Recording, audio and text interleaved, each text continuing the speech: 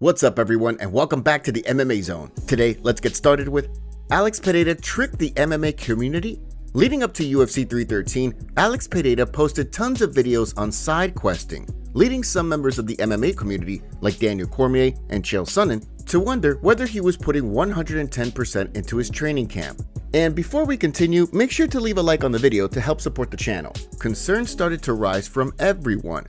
Was Alex Pereira taking this fight seriously? With Saturday's fight right around the corner, Pereira gave fans a glimpse into his final training session in a video for his YouTube channel, where Sonnen told fans that Pereira tricked the MMA community. Based on what he's seeing now, any doubts he had about Pereira being ready have been erased. This is a myth. This whole thing about the struggle or Pereira's not focused, I can just tell you firsthand, I've seen it. There is nobody on the card this Saturday that at this point in the process is burning as many calories and is working as hard and is taking this as intense as a life situation as Alex Pereira. He's unique. He's unique for a number of reasons, but this is one of them. I want to turn and film him and shove this up the MMA community's and say you've all been lying to us. You have all misled us. This guy's 100% ready. There is nobody on the card that I have witnessed with this kind of effort and energy this close to the contest. While some have speculated that Saturday's fight could be the toughest test of Pereira's career, both Robert Whittaker and Colby Covington are confident that Poatan gets the job done this weekend. During a recent video for Covington's channel, both guys shared their predictions. Because either Pereira knocks him out or he gets held down for 5 rounds and loses. So I'm gonna go Pereira, just because, like, I don't know, I think every fight, every round starts on their feet and Pereira hits so hard.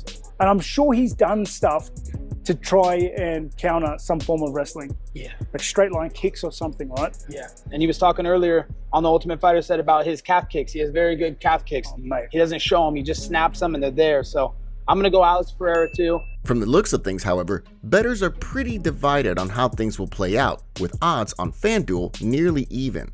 With Alex Pereira and Magomed Ankalaev both making weight this morning, what's your final prediction for UFC 313? During the weigh-ins, both Alex and Magomed's translators faced off, which was shared by Vlad Kolos. Both of these translators put in work yesterday during the press conference.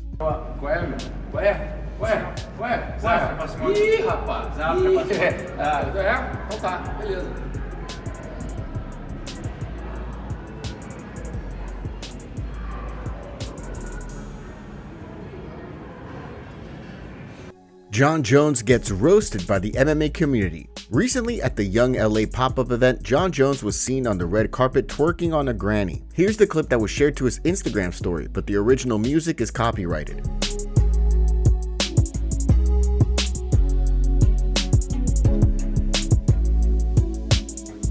The clip was posted by Ross Smith on Instagram, who's known to do funny skits with his grandma. However, Jon Jones did not have to hit it like that. The MMA community was quick to roast Jon for this footage. Here's what they had to say. Get Jon out of Vegas immediately. A non-MMA watching this may think Jon Jones is a cute person. Can't believe I'm saying this, but Guru might be right.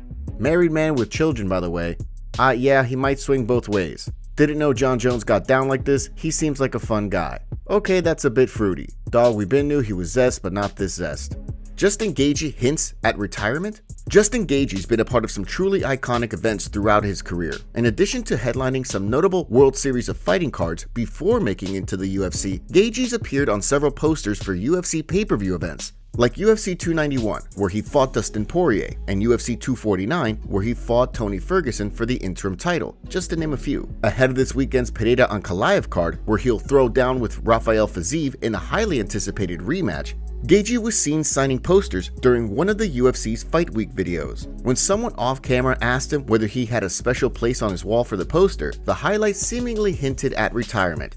I have a spot for like 2 more, right about the couch. It's amazing I've made it on so many posters. Probably like my 10th one I've been on. In the past, Gaethje's been open about the fact that he's only got one more run at the title left in him. After losing to Charles Oliveira back in 2022, Gaethje told fans that he was gonna have surgery to fix his nose and then make one more run at UFC Gold. While a highlight reel knockout loss to Max Holloway put him just outside title contention, he hopes with a win on Saturday, he can get back to the win column and begin to reinsert himself into the title picture. With Justin Gaethje and Rafael Fiziev both making weight this morning, what's your prediction for this fight?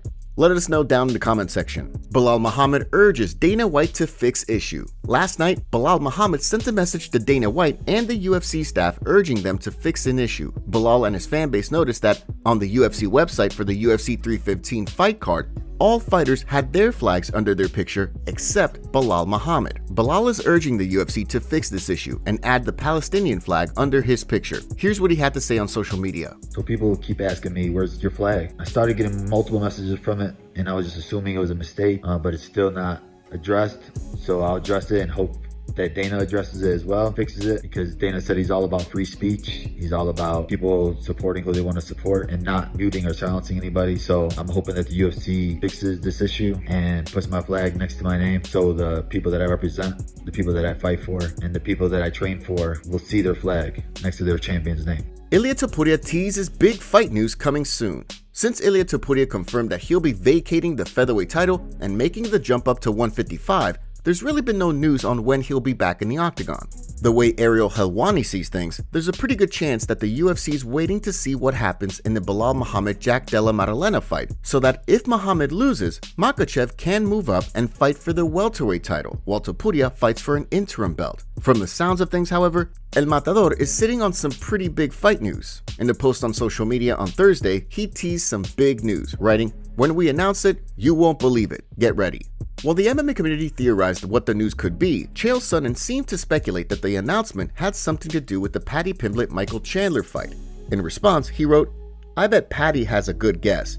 The post left some members of the MMA world wondering whether Michael Chandler was forced out of the fight, which could then open up the door to a grudge match between Pimblett and Topuria. In the meantime, Topuria spoke about a potential fight against Islam Makhachev in an interview with Hard News on YouTube. "I just feel that I'm better than him anywhere. He's a great fighter. He has great wrestling. For me personally, I don't see anything special about him in his striking. On the ground, he's a good fighter. Islam is tough, but at the same time, I don't know what could make me doubt myself that I won't knock him out or submit him." With plenty of interesting fights for Topuria at 155, it'll be interesting to see who the UFC books him to fight in his lightweight debut. Dan Hooker calls out Arman Tsarukyan at UFC 317. Dan Hooker and Arman Tsarukyan might just wind up on a collision course for this summer if the two continue trading verbal jabs at one another. After Tsarukyan was forced out of his fight with Islam Makhachev back in January, Hooker was quick to fire some shots via social media. Then, when Hooker wound up forced out of his fight with Justin Gaethje, Tsarukyan repaid the favor, taking aim at Hooker on social media with a post that started a back and forth between the two. Now, in an interview with Sky Sports New Zealand, the Hangman has called Arman Tsarukyan out for a fight this summer on the International Fight Week card in Vegas. If you go back, he does an interview with Nina Drama and he's actually creeping on her like it's weird, and a lot of people don't know that her husband is the cameraman as well, which makes it even more creepy. Like, you think because your dad's rich and you're a UFC fighter, this woman is gonna cheat on her husband in front of you?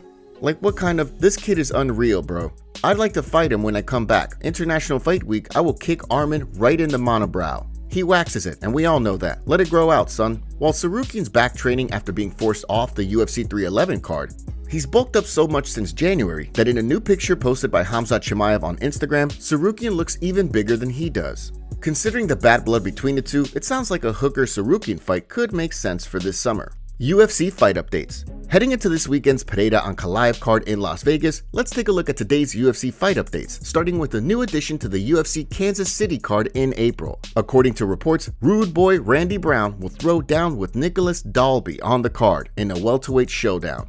Brown is coming into this fight after a split decision loss to Brian Battle in December, while on the flip side, Dalby is coming off a narrow split decision loss of his own at the hands of Rinat Fakhretdinov. The following month, when the UFC heads to Des Moines, Iowa, Ryan Loder and Azamat Bekoev are set to throw down in a middleweight clash that will see Loder look to build on a win over Robert Valentin back in August that saw him named the TUF 32 middleweight winner. On the flip side, Bekoev will be looking to make it 2-0 inside the octagon after a first-round finish in his UFC debut back in January. We've also got some unfortunate news regarding the Ismail Bonfim-Austin Hubbard fight that the UFC announced recently. According to Marcel Dorf, the UFC's deleted their announcement post for this fight, and his sources are telling him that the fight is not happening. Whether the UFC winds up rescheduling it for down the line, only time will tell.